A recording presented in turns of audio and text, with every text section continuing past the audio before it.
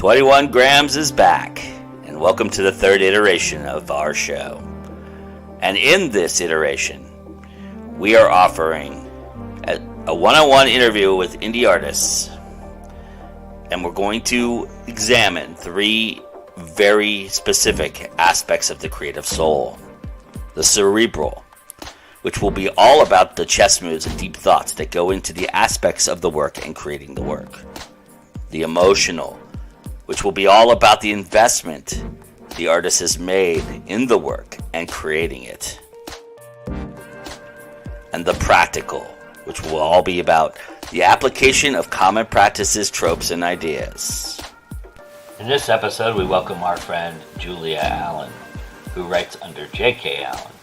She writes horror and fantasy and talks about horror and fantasy on her new podcast and hosts In Progress here on Go Indie Now. That being said, I'm your host, Joe Compton, and let's get deep into it. Here now is a new episode of 21 Grams.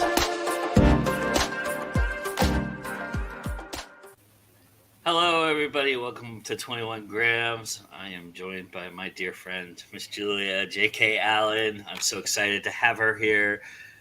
We've got a group of people here. Al Bachman's here, and Stewart's here, who will be my guest tomorrow night on this show. Oh, exciting.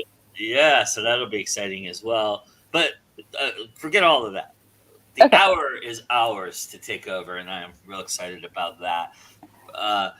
So just to get everybody started, just for people who don't know, tell everybody a little bit about yourself, Julia, so that everybody can kind of get an idea of who you are. I mean, we did a little intro there, but... Sure.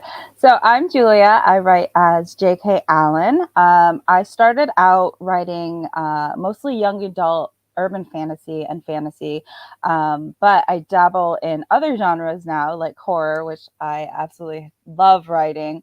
And I also do a couple things on the side, like some podcasts and in progress for Go Indie Now. So it's always a good time to be on a show with Joe. So I'm super pumped to be here. Nice. Awesome. I kind of wanted to start right there, if we could, a little bit about. It's interesting because you made this leap into different forays of genre, and Mm-hmm. for you, I imagine because you knew early on in your life this is what you wanted to do. You wanted to be, at least in the publishing business, the writing business. You went to school for it. Mm-hmm. Then you latched on to some publishers, and some publishers hired you to do some stuff, and then you went out on your own and started doing stuff. You're a freelance editor. Is the genre switching is kind of going from fantasy and YA to horror? Is that the new challenge for you? Are those the challenges that you look at? Is that something that you're looking at as the challenge, is to kind of branch out and do things that maybe you wouldn't have done 10, 15 years ago? For sure. I was actually the first horror story that I wrote was on a dare. I was having a little bit of writer's block, and I was in this writing group, and they were like, a friend was like, what's one genre you feel like you could never write? And I was like, horror. I love consuming horror, like watching the movies, reading all the books, all the Goosebumps books. I read all the ones that I could get my hands on. Nice. And so I always have loved horror, but I thought like, oh, I'm such a chicken, right? Like, how could I write something that would scare someone else or give someone else that creepy chills, and so they were like, I dare you to try and write horror. And it was so interesting to approach it as like examining like what scares me and why, that I just had a blast doing it. And it was like a huge departure from what I had been writing. And it was kind of like the clean break and launch that I needed to get passionate about it again. Because like I feel like all of us writers, like we kind of get into like this comfort zone that we have, and it's not exactly like a rut, but we're on a plateau, and so launching off into another genre was like, gave me that thrill again that you get when you are first writing and you hold your first book in your hand. And so, and I've been able to do this horror journey with my sister. So Yeah. that's been a blast too. And that's been really, really rewarding for me. Is that kind of like, was that kind of the cherry on the sundae kind of idea? Was the, getting your sister involved in all this? Oh, absolutely. 'Cause she's been a writer for a while, but she always saw it as like a hobby or Uh-huh. something maybe she'd do when she retires. She's an optometrist, so that's her career. Like she's a career woman. And so it was like it was almost like I was giving her permission to Mm. take writing more seriously and to just be like, no, you've been writing for years, like let's put this book out together.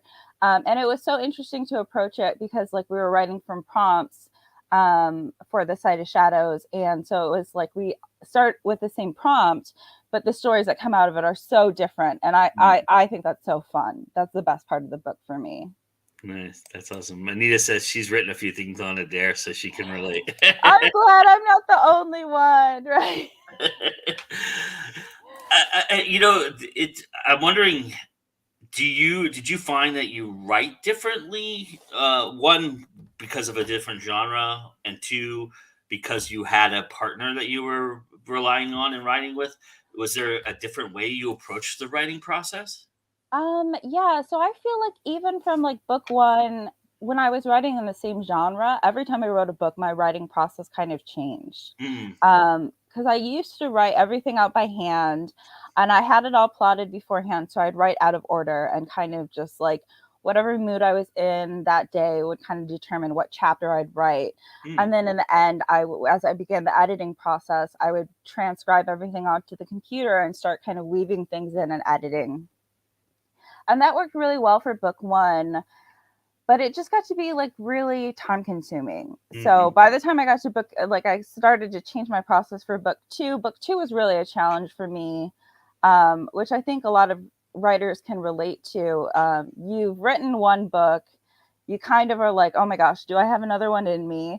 But you have a story that you're in love with and trying to tell. And then, but your skills have gotten better from writing one book, mm. but so you have higher expectations for book two, and so it's that struggle of like meeting those expectations then and being like, oh crap, this has got to be bigger and better and more exciting than book one. So book two was kind of a struggle, and then by the time I got to book three, I was like, okay, we're going in with typing, we're not handwriting anymore. Um, but definitely switching to a different genre was kind of a clean break, because it was like, and it was also short stories, so it was a lot of, I have an idea, I don't need a plot as much though, right? Mm, Because it's not a full novel, and short stories I feel like are more poignant kind of snapshots in time. mhm. So I was able to kind of pants a little bit more than I do with my novels, which is fun. I know I'm a huge proponent of plotting and like I advocate for plotting all the time, but like at heart, I do have some pantsing in me. Um, so that was like a big difference that I noticed writing the horror stories. I contend that we're all kind of right in the middle. We all, Right. Yeah. even us, even us pantsers, the plotting is helpful from time to time. So I've kind of evolved the same way. As like I do a little bit more plotting than I normally did when I first started. So Yeah, yeah. When I first started, I was a complete pantser. Like I had no idea what was happening in the next second, let alone the end. yeah. But I just never finished anything that way though. That's why I was just like, okay, let's try some of these plotting techniques and see what works better. My problem has always been filling in the middle. That's always been the problem. And that's a common problem for I think pantsers. so. Yeah, that's a Yeah. very big problem. Yeah. Uh, Bachman says that there's an episode of Pajama People with her with Carol in it. Yeah, It's kind of yeah, very insane. exciting. So that being said, we were talking off air, right, literally right before we started, about how you know you're venturing back into fantasy. You Mhm. with rewriting the things you wrote early on in your career. And Half Blood Alliance is out now for everybody. Go get that book and check that out and get started on the fantasy journey with Miss J.K. Allen. Yeah. Uh, but we were talking about how now you're a different writer on top of Mhm. different process. So talk a little bit about that journey and how much did you find you were almost like rewriting the whole thing? No, not the whole thing. I mean, there's some stuff that I tweaked and there's some changes that I made. So it's definitely listed as an second edition. Just because I had this golden opportunity of like I'm re-releasing these books, and so it's the perfect time to kind of go over them and make sure like make any changes that I wanted to. Like Mhm. when you're publishing and you're on a deadline, you kind of you can't work on something for forever, right? So Right. you kind of are like, okay, this is where it's going to end and this is like the finished piece, but there's part of you that's always going to be like, oh, but what if I could have done this with it or changed something that years later you're just like, oh, I should have changed this little detail. So this was like I said, just a really good opportunity for me to look everything over and take out some parts that I was just like, not really happy and just like smooth it out a little. It was interesting though because it's a full book on its own. So it was a book that I loved writing and loved doing. It's the character is half Korean like I am, so I was able to incorporate like different cultural foods and like different little details like that, and so it felt very natural writing it. But it's so interesting when you're going to rewrite and you're just like, oh, I just read this chapter and I didn't edit it at all because it's a book that I'm reading instead of working on. So I find that happening where I'm like trying to do edits and rewrites and I'm like, wait, no, I'm just reading at this point. Like, let's Yeah. go back and get to work. I've had that problem as well with doing my first book. Yeah. Anita says that filling in the middle is a pain for plotters too. All I right. think the middle is just painful for every writer. Yeah, it's like you get to a point when you're writing, like, oh, I just want to get to the end because the end is so good, right? And you know that the end is good, and you just want to get there, and you have to realize that there's a lot of stuff you have to fill in so that Right. because you know the end, but the audience, the reader doesn't know the end, so you have to lead them to the end, and Yeah, that's and I think we all start off projects, we're so excited because it's a brand new idea, and then we get to the middle and we're like the novelties of the new ideas worn off, and we're just yeah. like, "Oh, why hasn't it written itself yet?" Yeah, yeah. It is a lot of work. It is Right. a ton of work. We've talked several times in the past about you're a prolific editor as well, and turning off you've always said that you could turn off your editing brain to do your writing brain a little bit, and you kind of incorporate the two at times as well. And I'm kind of curious, as you get better as a writer, and you do a lot more freelance editing of not your stuff, Mhm. are they merging a little bit more than they were when you first started? Um, that's an interesting question, because, like, I always say, like, I have been an English major like basically my whole life, right? Right. As far as like consuming stories, I was always kind of looking at themes and breaking things down into chunks. And so it would like blow me away when I read a book for fun because I was just like, whoa, I didn't analyze the crap out of this. So I knew it was like a really exciting story. But yeah, it's interesting because like I always say, like you want to, just allow yourself free reign to be creative and to kind of just let the ideas flow, even if they're bad ideas, right? Because that's how we get to the gems. So I try not to be too analytical or too critical of things as I'm writing, but I mean, it definitely like is second nature to me now to kind of Yeah. be like, oh, this is not the best idea. And like when I'm plotting, it's definitely in the back of my head of like when I sit down to write, I'm always like, what is my goal for this writing session? And so that's kind of a way for me to set myself up for like knowing what I want to tackle and what I want to focus on. So I can be like, okay, I'm working on this relationship between this couple, or I'm working on, just setting up the plot.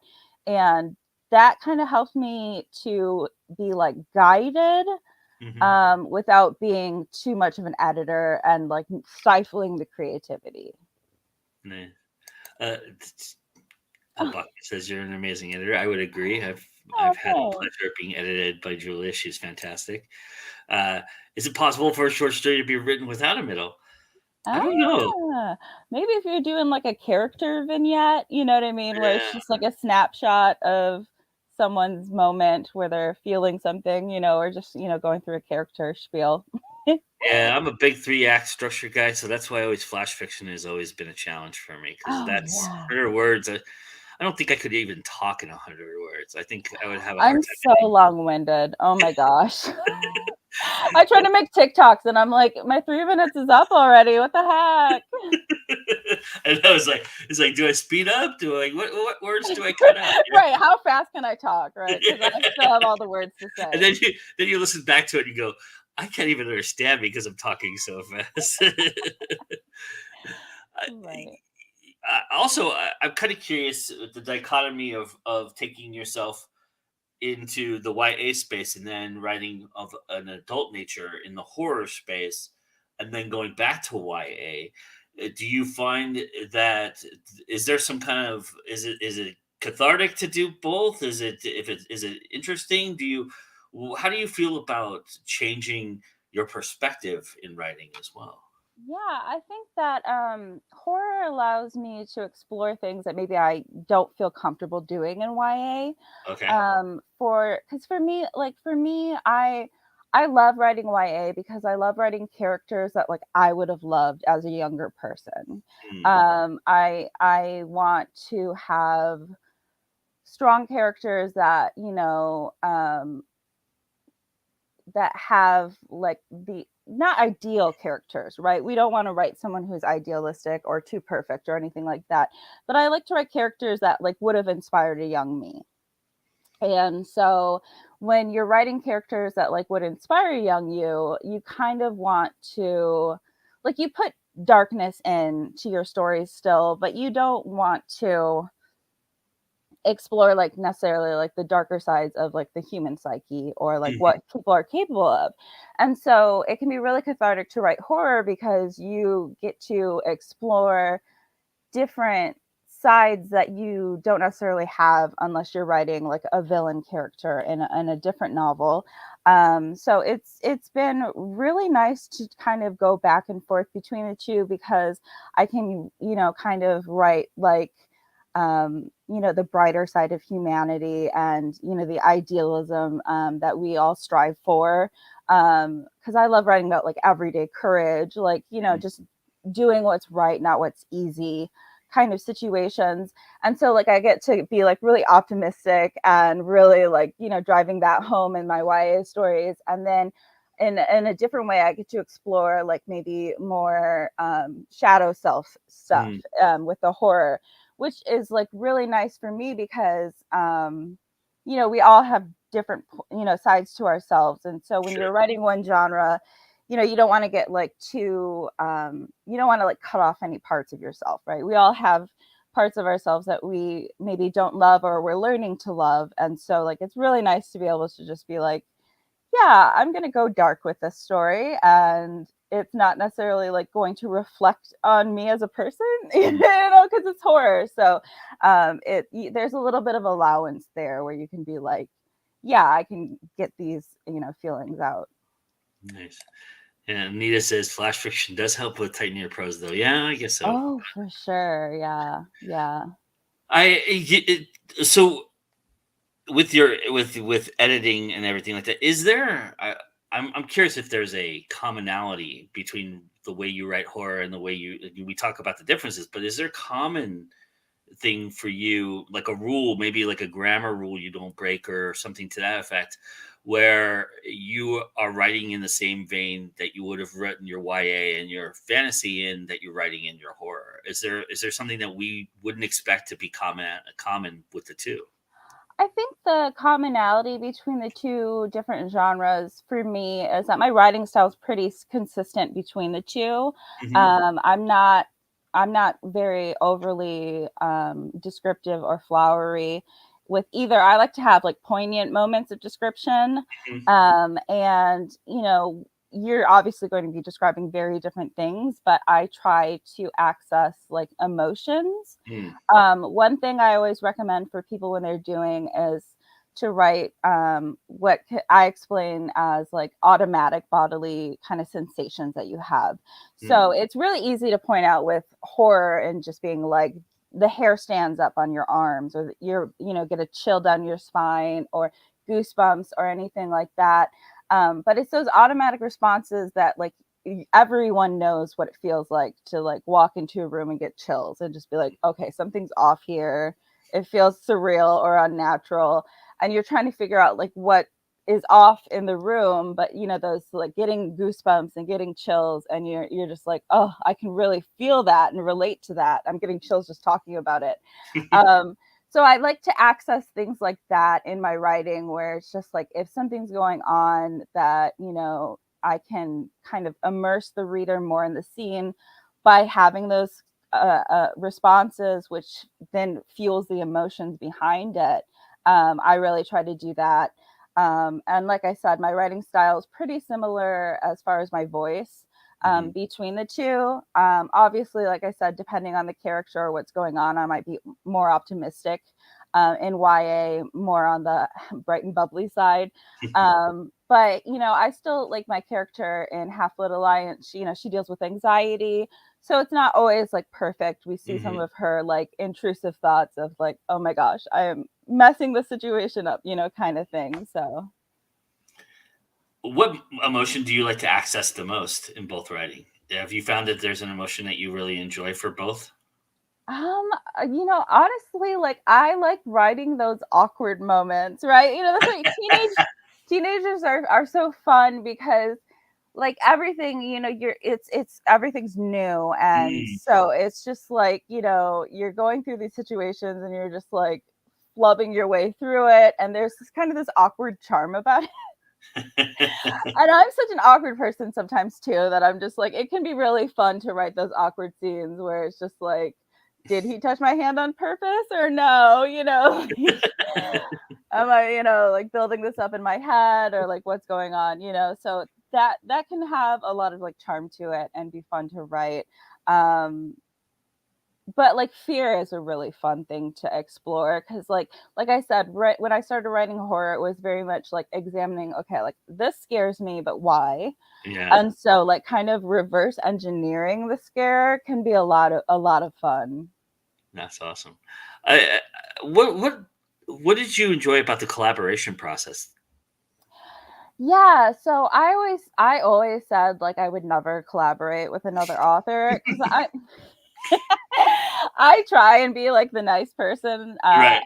but like I'm very much like I like control and I like to do things my Yeah. way. And so it was really nice to kind of ease into it with my sister, right? I know her super well. She knows me super well. She knows my personality. So it's like we could work through the process while knowing how each other feels at each moment, right? So if I'm extra like, one day, then she can be like, okay, like let's take a break. And we were able to kind of work really well together in that aspect.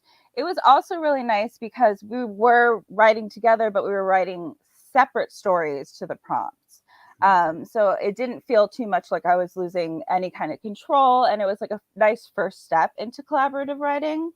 Right now we're working together on a short story that's going to be the bonus story for book 2. And so that's been a little bit different because we're both writing in the same story.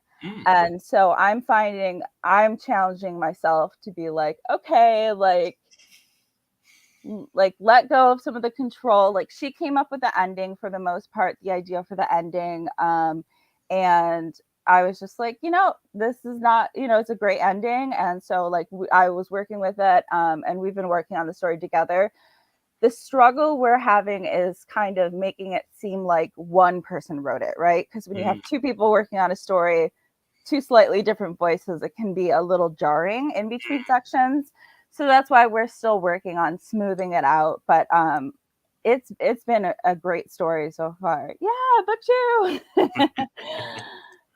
Are you enjoying the short story process? I mean, I would imagine for somebody with an English degree, it's a little different than somebody who, I mean, you've always written longer prose, so is it the short story Right. process kind of refreshing for you a little bit? It is. It's kind of like getting to sample different, like a charcuterie tray. You know what I mean? Like I get to sample different things and kind of Nice. jump from one idea to another. Uh, And so it's been really nice because a lot of times when we're sitting down with longer works, we're like, okay, I have this idea, but I need to make sure there's enough meat to it for a whole story, a novel, or a series. And so it can feel a little bit like, it's hard work, right? Writing isn't the easiest thing, otherwise everyone would be an author. mm, Because everyone always has I have a story in me, so it's not the easiest thing.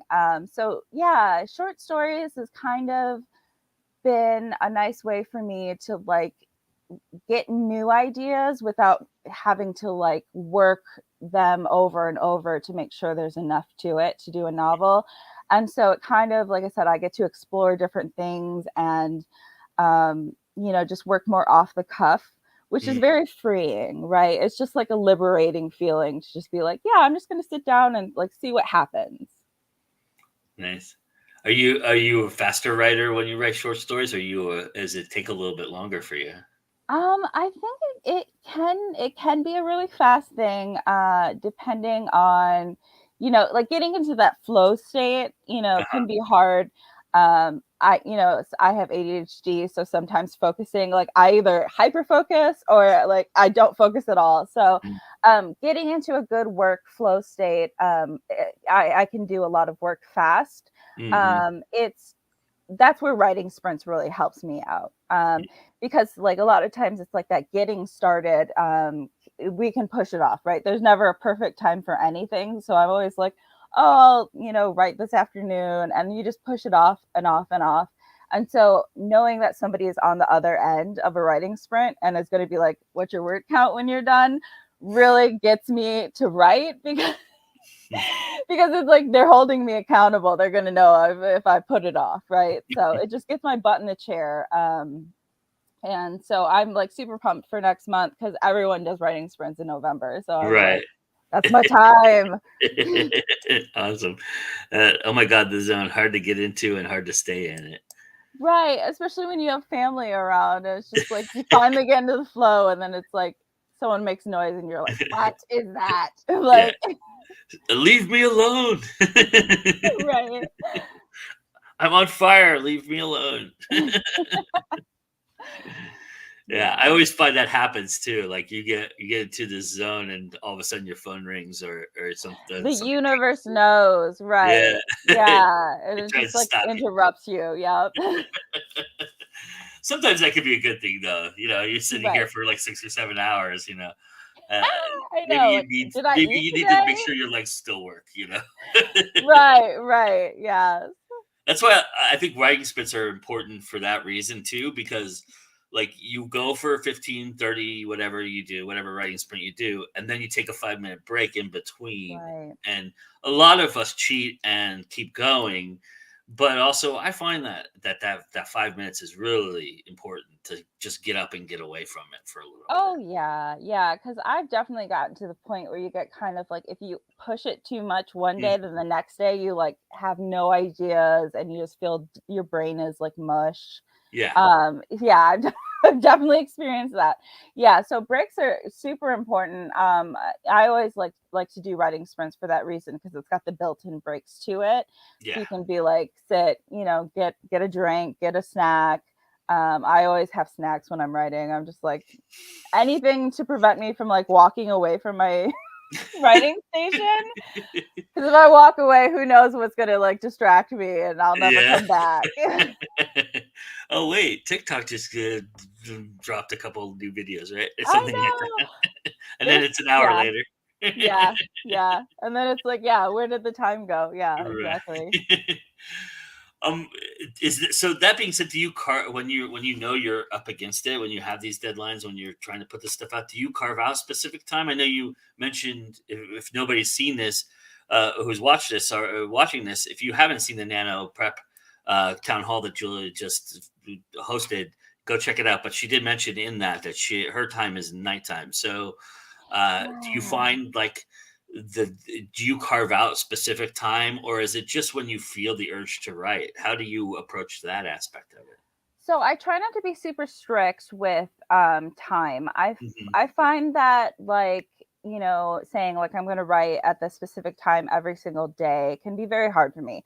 Hmm. As you know, and I think that like a lot of like neurodivergent people can relate to that. You just have off days. You have days with no spoons, and you're already feeling guilty, and putting that on yourself, that like, oh, I was lazy today, I didn't get anything done, Yeah. and that kind of leads to more guilt and more procrastinating and not getting it done. So what I'll do is I'll say like, okay, like this day I know I don't have a ton of projects on my to-do list. I have to set a specific time and be like, I'm going to start writing at 8 o'clock. Mm. Because otherwise, like I said, you can always like push it off, like, oh, I'll do it after dinner, and then after dinner, oh, I'm sleepy, I'll do it tomorrow morning. So if I set a specific time and like kind of put it like down in writing on my planner and just be like, okay, I'm gonna write Tuesday, 8 o'clock, like that really helps me to be like, okay, now it's 8 o'clock, I have to sit down and do this. um because I feel like, we always like with any task that we dread, like the anticipation is always worse than actually doing it. Yeah. So it's just like if you sit there and be like, oh, do I have a creative bone in my body today? Like you may not feel like it, but when you sit down to write and you're just like, okay, this is my goal, like you can actually, you'll find you actually do have some words in you, Mm. whether they're good or not, they're still words, right? So Yeah. so I that's mean, kind of how ultimately, I approach it. that's how it gets started too, is just putting words on paper, right? Or putting words on the screen. Right, right. So it's actually kind of funny because I always say, like, rough drafts are rough for a reason. Like, they're supposed to be crappy, right? Right. So I give myself permission to just write the story and get it out. And it can be as bad as it wants because I'm always like, oh, I'll fix it in editing. And then editing comes and I'm like, so anxious because I'm like, I put all the pressure on the editing. Like, now's when I make the story good. So I'm just like, oh, don't fail me now, editing brain. I'm curious your perspective on POV because Yeah. you can switch POVs pretty good. You're very good at it, and I'm kind of curious how you is it just a natural thing, you feel it out? Do you feel like that's the most important element to finding the character? What is your opinion of POV? So POV, I really appreciate you giving me that compliment because I always feel like I struggle writing first person POV. Uh, Um, I don't think so. because oh, thanks. Because like the pressure there is that like if the character's not likable, you're in their head, Right. and so it's just like it's a matter of finding that balance of like not being too in their head, not doing too much telling and not showing. Mhm. How I approach POV is usually like I look at the story, and if it's a story that's going to involve multiple people, like my fantasy series, then a lot Mhm. of times I'll write it in third person point of view.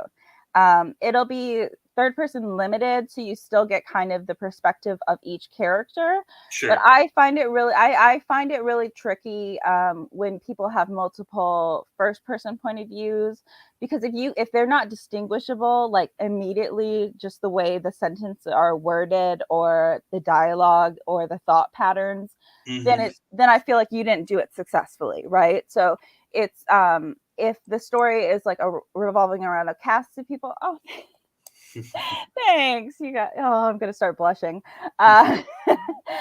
Uh, when you're working with like a cast of characters and you want to show what's going on in different parts of the story, which I love playing with, then I recommend using third. First person is great because you can really get the reader like immersed in the story, right? They're in that character's head and they're there for the ride. They really commit to it.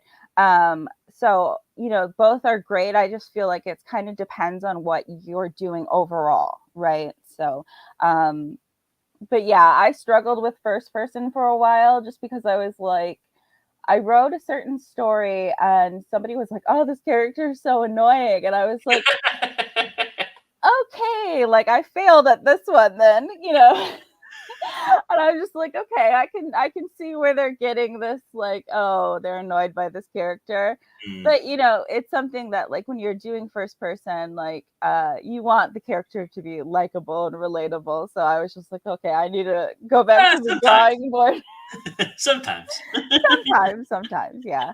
I Um, mean, if you intended for them to be annoying and you made them annoying, I think right. you've done pretty well there. But if it wasn't the intention, then that's a different I story. don't think I had planned on it, so I was just like, oh, okay.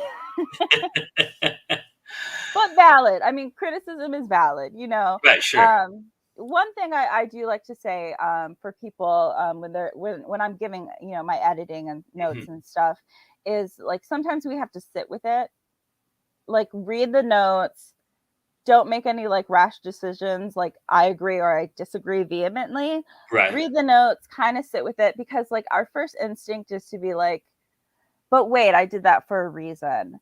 And right. 100%, if you come back to it the next day or a couple days later and you're like, no, I did this for a reason and this is why I did it, and you can justify and explain why you did it, then 100% ignore that, because Mm, not all editing advice is going to be right for your story. right. I actually, when I wrote Angel Born at first, I got it edited, and they suggested that I change the ending.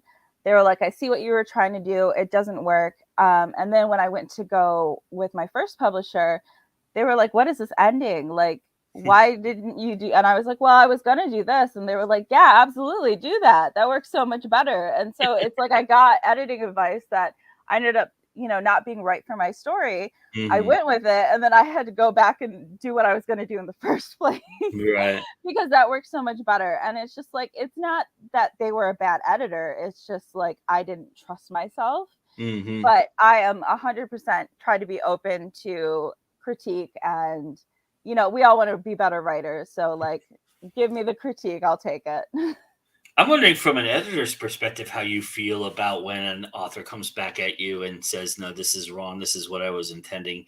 Is Mhm. there do you find as an editor you're defending yourself a little bit more, or do you feel like, okay, this is your story, so I'm going to kind of let you roll with that idea? I well, first and foremost, I always tell myself this is not my story, right? If I'm gonna write, even if I took this idea and wrote it, it would be completely different. Hmm. And so I always want to first and foremost, like, keep their voice in the story, right? So I don't I when I do line editing and stuff, I will give like word change suggestions, or like this flows better with the adverb after the verb, those kinds of suggestions. But I don't sit there and rewrite every sentence for them. I know some editors think that um, there's a better way to write a sentence and they'll reword things, but I feel like that's part of what your writing voice is, right? And so I don't mess with anything like that. And I think like it's human nature to be like, to get defensive and be like, Yeah, no, I said this for a reason. yeah. I always try to approach it as a conversation. I explain my side, maybe why I made that suggestion, why I think this would work better. But at the end of the day, like I said, it's not my story. And they really have to, like, their name is attached to it, right? So they have to really believe in what they're doing and all of that. So if at the end of the day they're like, well, I did this for this reason, then I'm like, okay, valid. Like, I think you should do X, Y, and Z to make that intention clear. Nice. So I'll kind of pivot with them if they want to stick with what that decision is, but like how can we make that decision like come in strongly so we know as a reader, like, okay, this is how it's supposed to be. Yeah, people are defending how great you are as an editor. That Buckman says you can't make everyone and everything. Julia is such a good editor. She's never pushy, only interested in helping the author write their best work.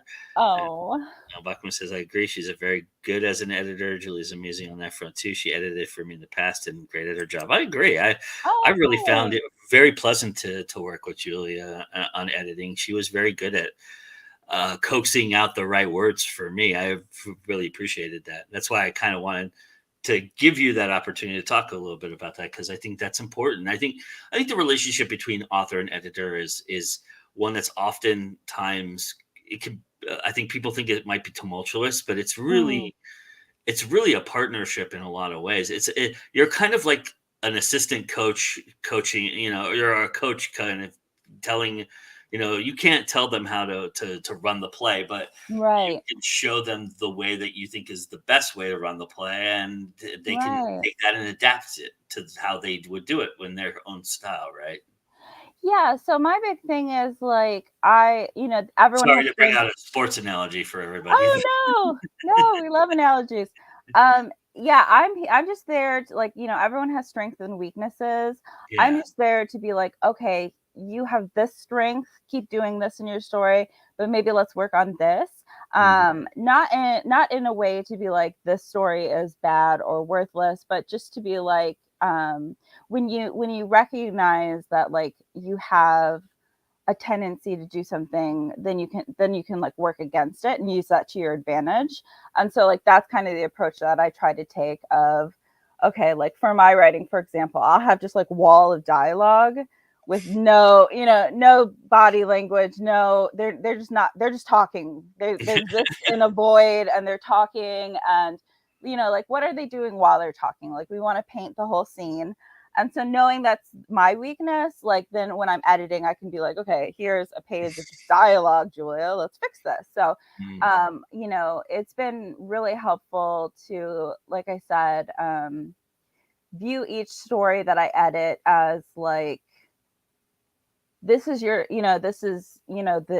gemstone. I'm just helping to shine it up, right? We're just doing a few facet cuts and polishing it up.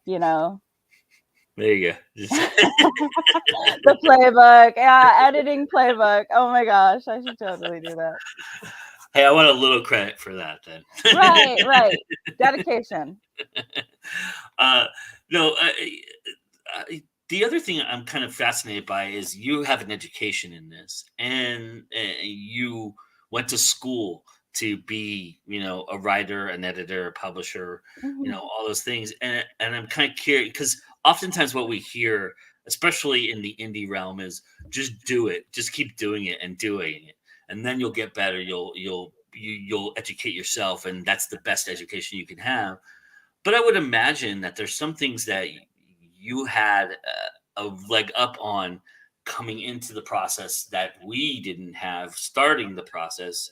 Do you feel like what are some of the good things about your education that you feel like you're still using to this day? It was definitely nice, workshopping in class. Like, it wasn't ideal because like have anxiety issues, and so I'm not the best reader of my own stories. And so sometimes stories would kind of fall flat because of the way I read them. Mhm. And so understanding that like if I'm writing a comedic story and I deliver it completely deadpan, it's not going to go over well, and people are going to be like, well, Mhm. maybe it's better a story for a party, than a story. But like it was really nice to get, constructive feedback and to kind of learn when to take it and when to just leave it. Mhm. That was something that I think a lot of authors need to kind of learn, because like it doesn't come natural, right? This is something that's like personal that we wrote and created. It's our baby, and people are going to critique it. Like, what the heck? We Yeah. have a lot of times we start out with a very thin skin. And so that's something that school is able to kind of help me get a thick skin about and be like, okay, it's not about me. It's not there's no moral value to this story. I'm not a bad person because I wrote a bad story. But I feel like that's a point that like we all have to like kind of come to and realize that like my self-worth is not tied up in my writing, right? Because it Right. feels so personal and like, well, I poured my heart into this and now you're saying it's bad. Because there are some people that are just like, this story sucks. And it's just like, okay, that helps no one, right? Like, what sucked about it or what worked, maybe, like, so I think that, it was really nice to learn that in school. And it was also nice to learn about things like, scene versus summary, right? So the whole idea that like it's kind of like show and tell. But if you think about it, like if you're building a story, you want like, 25% summary or narration or exposition, but you want most of it to be scenes, right? You want most of it to be showing the action and in the middle of it and describing what's, the world and all of that. And that was really good to like know the balance of, because it was just like, yeah, you read a book and it's just like paragraphs and paragraphs about the trees and the mountains and the rolling mountains and the river that cuts through it, and you're just like, okay, get on with the story, right? Like, we don't want too much of summary, we want to get into the scene of it. And there's a lot of things that are much more exciting when we make it a scene rather than summarizing, because I've had read stories where it's just like it's a fight scene but it's summarized, and I'm like, this would be so epic if we could see like who was doing what, and like, so making it a scene is really helpful in a lot of ways, because it's just like, okay, this is great, but I want to see it happening. Like, I want it to unfold in front of me. So that was a really helpful class. What else? I think that like, I don't know. I always hear the adage, like, you do something over and over again, you get your 10,000 hours in and you'll be an expert. You pay your dues. Yeah. And I definitely agree, like, get your 10,000 words in. But I also think that we need to like learn to adjust as we go. Because if we do something that is, I hate to say wrong, because there's really no wrong way to write. But like, let's say we have a bad habit and we do it 10,000 times. We're just reinforcing that bad habit, right? So it's getting that feedback and getting that like, okay, here's my critique of the story. I think you need stronger characters. I think you need to spend more time with your characters. Then you can adjust what you're doing and then practice that adjustment 10,000 times. And I think you'll end up as a stronger, better writer if you keep pivoting and adjusting as you go. Nice.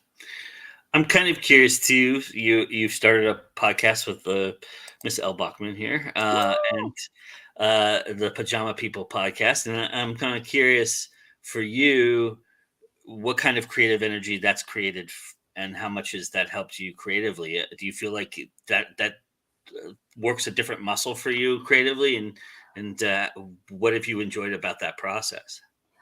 It's been great. It's introduced me to some new horror, and we've got to explore some classics as well.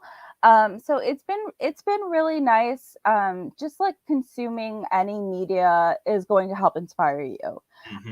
So seeing what each of us likes or dislikes about a movie has been really interesting, because it's just like, I see this movie and I'm like, okay, this worked really well. This didn't work so well. It's a little bit different because like a lot of the horror we're consuming is videos, right? Films. So it's a little different because, when you're writing, you don't have that musical accompaniment to give you the chills. You have to like work that into it. But it's also like, seeing how successful the audio and the visual of the film and the aesthetic of it works gives me new ideas on how to create ambiance in my writing, right? Because I'm just like, oh, this is a really cool aesthetic. Like, how would that translate into the written word, right? It just causes me to think about it, which I hadn't really done before. Like, we always talk about mood or ambiance in our stories, but it's just like you don't really sit and think about what that means until you're like, oh, I watched this movie and it's really great at building the mood and the tension and the suspense. And then you're like, oh, how can I do that without the visual and the audio behind it? Like, how can I just do that with words? What's been your favorite revisited horror? What have you liked, or what have you discovered that you liked? So I always knew that I loved Dracula as a book, right? The 90s movie though is like is so good. And I know not everyone's going to agree with that, because everyone always harps on Keanu Reeves' horrible British accent. Oh, thanks. It's been great working with Lynn. She's been wonderful. Everyone always harps on Keanu Reeves' horrible British accent, and I'm not here to defend his accent, but I'm here to say like Winona is not much better with her accent, and nobody gives her a hard time. But like, it's just like cinematically really beautiful, right? Like, when you watch the movie, it captures like the gothic essence of the novel so well. The transitions are really interesting and, just sometimes just beautiful. And it, stays pretty true to the book. So I really appreciate that. I, fell in love with Pride and Prejudice a long time ago by watching the Focus feature film. But then I realized when I read the book, I was just like, that line wasn't said by Elizabeth. That was said by her father. And they only gave it to Elizabeth to make her seem more progressive and liberal minded, which we don't need because she's already progressive and liberal minded for the time. And I was just like, how dare they deviate from the book for this, purpose? And so I really appreciate when movies or films or adaptations stick pretty close to the book, because I feel like, like that's changing the essence of the character, right? It took away from her dad's charm and just kind of made him seem like this, bumbling, I don't care what happens with my family because it entertains me, character, where I'm just like, no, the dad had more warmth than that. The dad had more substance to him than that. And he was part of making the jokes too. And so, Dracula is probably one that I watched again, because sometimes we love movies and then we watch them again and we're like, why did I love this so much? And I Yeah. had like rosy tinted glasses on or something Yeah. the first time. But I think I would say Dracula is a classic, for many reasons, book and movie. So Well, I think Gary Oldman just knocks it out of the park. I think amazing, right? I just think that is. Ellen says we don't talk about Queen of the Damned. Okay. Ah! Well, that's one that definitely deviates from the book. Yeah. Yeah, I'm sure Anne wasn't very happy about all that, but I don't know. Right, I don't know right. how much at that point she was involved in that, but uh, yeah, I would be curious. Obviously we'll never know, but it would be curious to hear what she has to say about what she would have had to say about the Right. series that's out now, but because I think they do kind of try to follow the book a little bit more in that new series, but Right. Well, I mean, there's so many gems to be found usually in the books, Mhm. that it's just like, if you I understand, like, when you're going from book to movie, it's a different media. It Yeah, has to be different. You can't just copy it. But, we need to keep the essence the same. yeah, Gary Oldman is amazing in that. Yeah. yeah. So, what has it been like for you to get back into the Angel Born, that universe, and re-examine that? Are you finding it exciting? Like you just mentioned, you watch something or you read something and you're wondering why you liked it, but obviously it's your story, so you're gonna like it. But I would hope so anyway. Uh, Right. We hope. but what has it been like for you to revisit that aspect of your own art? It's been very interesting because, like, with Angel Born, like, I finished the three books of the Angel Born series, and so it's like I had said goodbye to the characters. I had said I didn't leave the world, because Half Blood Alliance is still in the same universe, Yeah. Hmm. but with different characters, and we have like a new generation of Angel Born. Um, so it was nice. It was very nostalgic feeling, and that's why I think I was having a hard time not just reading it, but also working on it, because I think that's what I've been struggling with, um, because it is nostalgic, and so there's almost like a part of you that's working against you, like, don't change too much, like, we don't want to lose that charm that we had when we first wrote it. But I do think that, there's definitely, things that can be tweaked or filled out more. There's some polishing that can happen, and so it's been an exciting prospect to me, because, like, I love the characters, right? Hmm. And I said goodbye to them, so it's nice to know that, like, I will be able to kind of like play with them a little bit more and revisit the world and all of that stuff. But it's been a challenge. I think that it's hard because it's like when the book is written, it's hard to be like, okay, where do I go in and like break this apart to put it back together? Because it's all put together already. So it's kind of like looking at a Lego house and being like, okay, I know I can make this better, but I have to destroy it before I can rebuild anything and see it in a new way. So Right. Yeah, those damn Legos. You have to take the one wall down to rebuild the roof. Right. Yeah.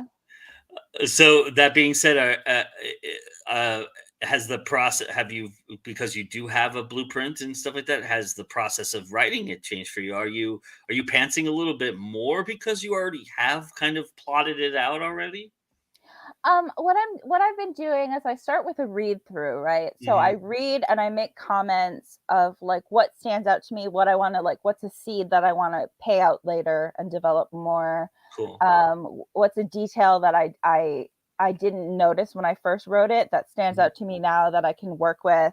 So it's like I do a read through and I kind of see like, okay, this makes me cringe a little, so we're going to get rid of that. Or because there's certain things that it's Angel Born, I worked on a good deal. So Angel Born was very polished, Mhm. and so there's not too much to change. But like I wanted to, like, I had this opportunity, I'm re-releasing, like now's the perfect time to revisit and see if I do want to make any changes. Mhm. And so I've been working on that.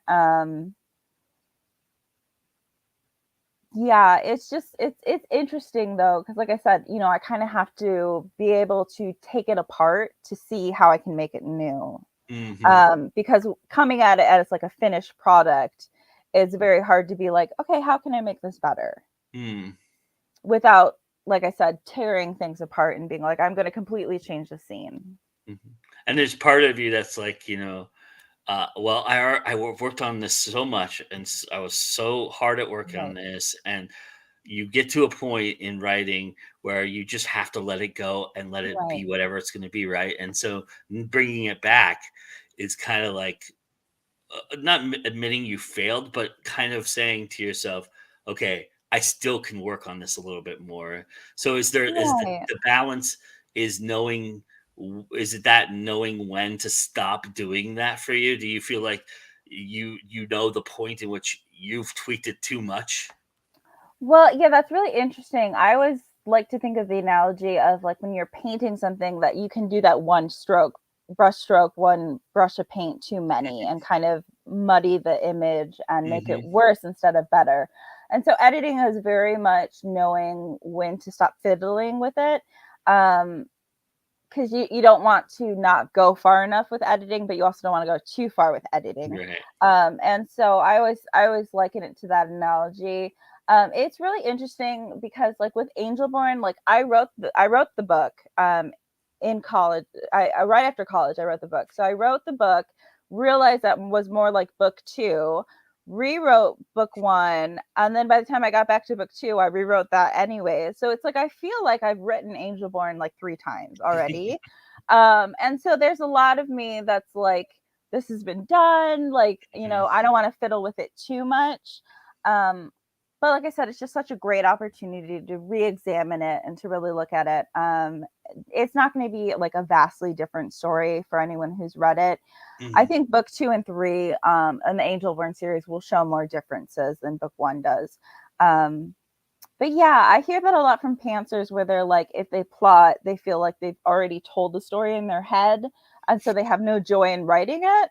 And that's a little bit with what rewriting Angel Born has been like. I'm like, I've already told this story. Can I just stop now, please? Right. Yeah. Well, we have reached the point where we have to kind of stop, and this has been a wonderful conversation, as I knew it would be. And thank you so much for taking the time to talk to me. Thank you so much I, I, for I having me. I don't get often enough chance to talk to you about you and your writing, so this is real exciting for me. So I really appreciate you feeding that for me. And before we go, tell everybody where they can find you and how they can get into all of the wonderful things you're doing. Absolutely. So you can find me at hijinkswriter.com. I am Hijinks Writer on most social media except for TikTok, where I'm Ginny and Tonic, Jinny and Tonic. Um, Half Blood Alliance is available, as well as The Side of Shadows, which is my short story horror compilation with I did with my sister, on Amazon. And This Side of Shadow is available on every platform. I'm still working on getting Half Blood Alliance up on widely distributed, but you can absolutely grab it on Amazon. And Yeah. I mean, I'm just so happy it's back out into the world. Yeah, nice. Awesome. All right, everybody. Well, that's our show. Thank you for joining us. And remember that it's always time to go indie now. And come back tomorrow and join us for AF Stewart. That should be another great conversation. I'm really looking forward to that. And like I said, it's always time to go indie now. Bye, everybody.